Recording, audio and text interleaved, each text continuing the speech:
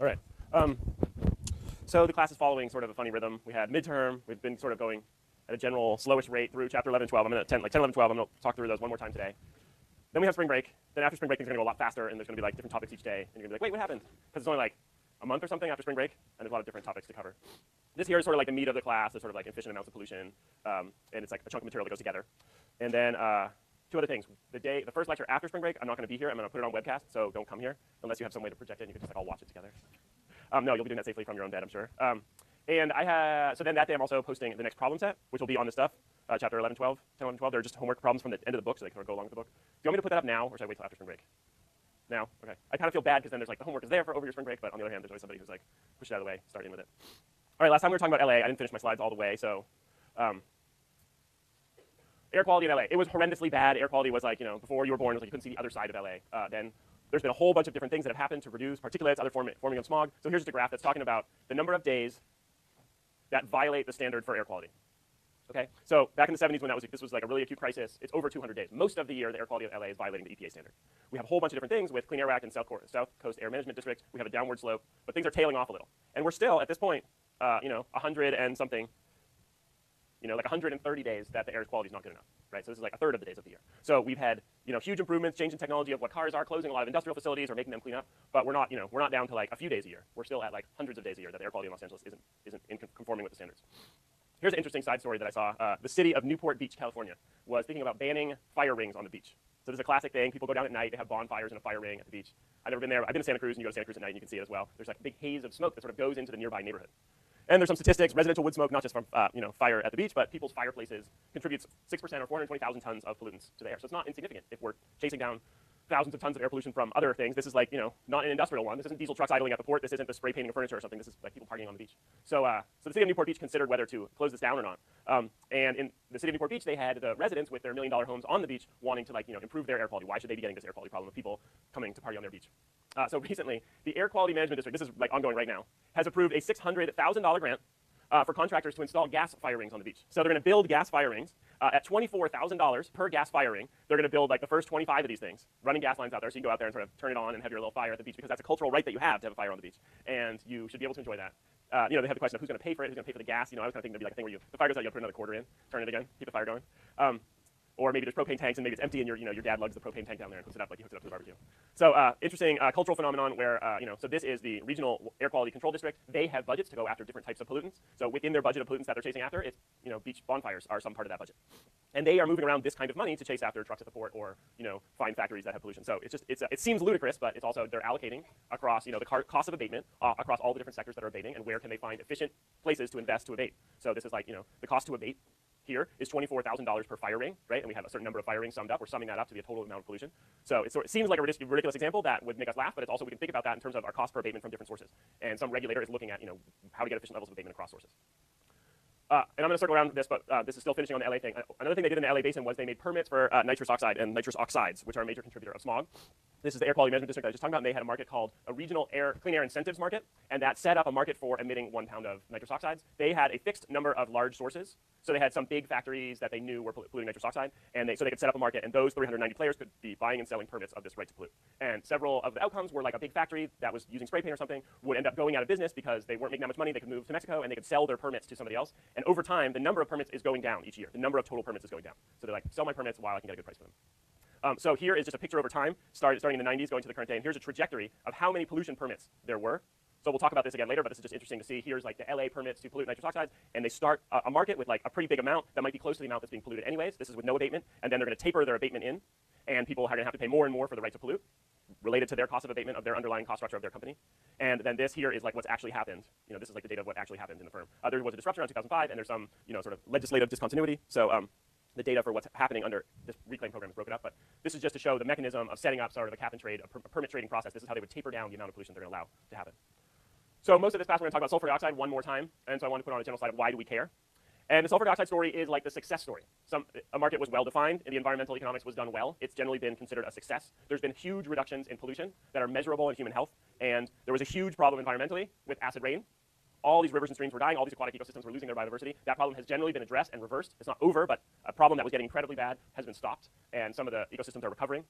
And then I would say to you guys, that's like the punchline I want to have for this class, is there's a big problem with the planet in general, and there's a whole lot of what are we going to do about it. We need to think about reducing our carbon emissions, all of us as a society. And there's been a whole bunch of different schemes to do cap and trade programs for carbon and carbon dioxide. And so looking at the sulfur dioxide, which is a lot simpler case, but it has worked and it has been successful, and it's easy to see where the costs were born. So it is sort of like a case study for us looking at a cap and trade for carbon. The other thing that we'll cover, and this will be the last couple lectures, is California is starting a cap and trade for carbon right now. So we need to see, like, is that going to work? Is this going to be as well designed that 20 years later we can be like, see, it worked. You know, we had an efficient way to reduce carbon. It's like the program and the price of carbon is just beginning right now. So here, the other thing about cap and trade for sulfur dioxide is we have been able to do studies to measure that it was a success. It has reduced its sulfur dioxide emissions faster and at lower costs than anticipated. So they modeled the program beforehand, and it was able to provide the reduction of pollution better than it had been modeled beforehand. They found the acid rain program accounted for the largest quantified human health benefits, $70 billion annually, of any major federal regulatory program implemented in the last 10 years, with benefits exceeding costs 40 to 1. Right? So the federal government does a whole lot of things to help keep people's lives and reduce health impacts. And they're saying this is the biggest benefit of any program that they've implemented. And then 40 to 1, like, costs were born, but the returns in human health were 40 times greater than the increased costs. This is just teasing to forward in the lecture, but here was the problem with acid rain 1989 to 1981. So you can see, that's a huge area of aquatic ecosystems that were having acid rain problems. This is the acid rain, it's wet sulfates that are falling. So this is the amount of acid rain that's falling out of the sky. And it accumulates differently in different ecosystems, and there's different transport and stuff. But this is 10 years later, how much less acid rain there is. And as we'll talk about later, these are the places where the coal electricity plants are located. Sort of in Ohio on top of giant seams of coal. So we have cultural reasons that they are the biggest polluters, and cultural and geographic reasons that they are the biggest polluters. And there's, at the end of the program, they're still the biggest polluters. So here we have chapter 11, sulfur dioxide, marginal cost and abatement. So there's a few interesting things when we start out here. This is the total amount, so something like 9.1 million tons of sulfur dioxide are being polluted before we have any abatement, right? Like these two lines end here because this is the total amount of pollution that we have. We have this efficient point where marginal cost crosses marginal benefits. That's around 8 million tons. We have two dead weight loss triangles that we can look at, right? We have this one up here. That's with no abatement, right? Sorry, that's with complete abatement. That's if we abated all the way. That's if we cleaned it all up. This is full abatement. And here is if we had no abatement. This is the point we're at with no abatement in the 80s. That gives us this whole dead weight loss triangle. And we have the EPA thinking about what should the cost of allowing this pollution be that will get to the efficient point of abatement. So this dead weight loss is acid rain and health effects of smog. And this is, this one up here would be, costs, high costs to power plants, let's say. They would be asked to clean up too much at that point. Here's just blown up. I should have been drawing on that one. So again, in this textbook, for me, it's sort of interesting to dig in. Where did this data come from? How did they get this data on marginal benefits? And again, we're at this nonprofit and DC Resources for the Future, where the environmental economist sort of brain think tank is, and they're thinking, about what are the right taxes, what are the right fees for pollution that we should have in the electricity sector. My question was, why is this marginal benefit curve flat? That's why I wanted to look into this. We would think maybe it would be declining. So they did what's called some mathematical modeling on the marginal benefits curve, and it's this line that's sort of bumpy all over the place. So they had sort of a math model, and it had a bunch of sort of discrete jumps in its solutions that it was bringing out. So that made it sort of difficult. So then they did some smoothing. They were like, let's smooth out the data that's coming out of our mathematical model, and this is like the smoothed out data came with these sort of weird, flat, squiggly lines at certain solution points. So this is in their paper. So our chapter 12 graphs, our chapter 11 graphs are sort of an adapted form of this graph that's coming out of their paper in their studies. So obviously they had some different statistical ideas of what the marginal benefits could be. So they would have some higher upper bounds up here. Marginal benefits could be a lot higher, which would put our efficient point up here. They took a central point, which was around here, which gets us to our 8 million tons. But if we had a higher estimate of health costs, we would get a lot higher level. And then they had some lower level of what's the marginal benefits, which would have the efficient point being a lot lower levels. So there's a whole bunch of different statistical assumptions going on, and what are the benefits in improved health costs. And this is where to do it. So most of the story of acid rain is about this area on the East Coast, and we'll look at some more maps around that. California has a whole bunch of issues around it, but in California it's more urban, San Joaquin County, LA district, LA area, San Joaquin area, LA area, where there's these really high benefits from having improved air quality. So in California, it's mostly within California. But on the East Coast, the benefits are spread across a whole bunch of states. And here is an interesting one. So this is Vermont, right? Vermont doesn't have a bunch of coal plants in it.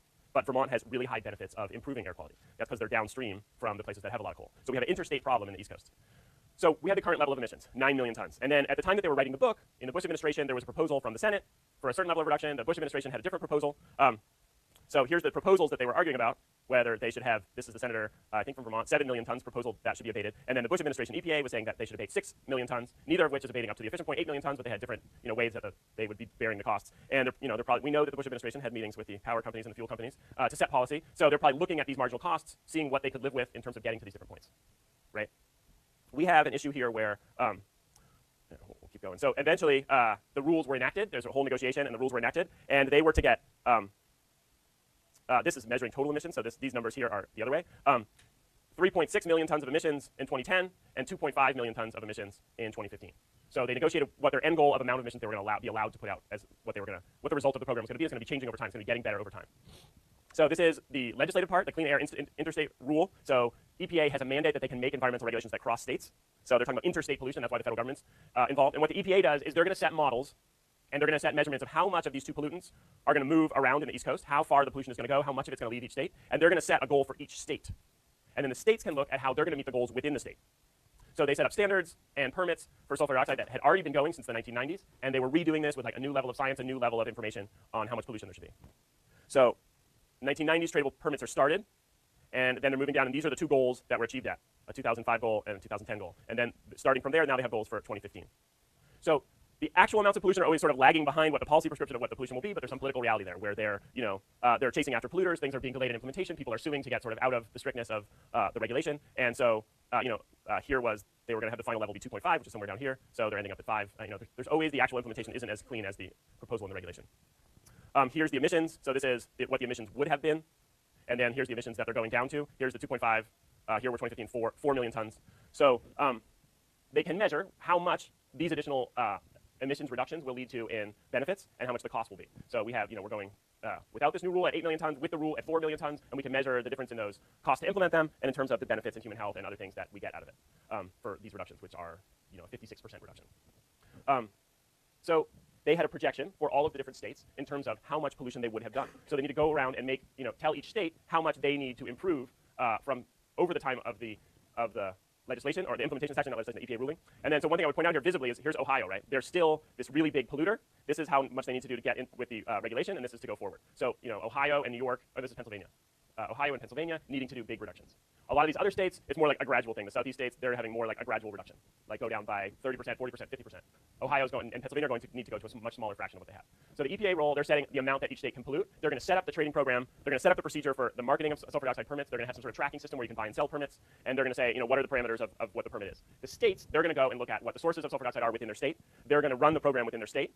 And they're going to determine this budget, which is how much their state is allowed to produce. And then they're going to allocate, they were adding a pollutant on here in this interstate rule. They're adding the nitrous oxide allowances onto the sulfur dioxide allowances that were already there.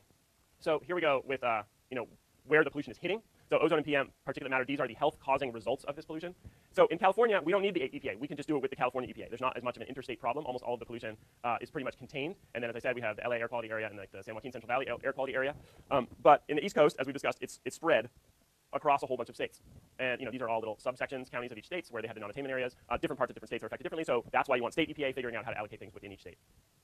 So this is in the West Coast, and this graph is just showing urban versus rural. So in the East Coast, there's a lot more coming from rural, and in the West Coast, there's a lot more coming from transportation. So in the West Coast, we have transport doing more, and then we have this non-transport. That's why we can regulate it, because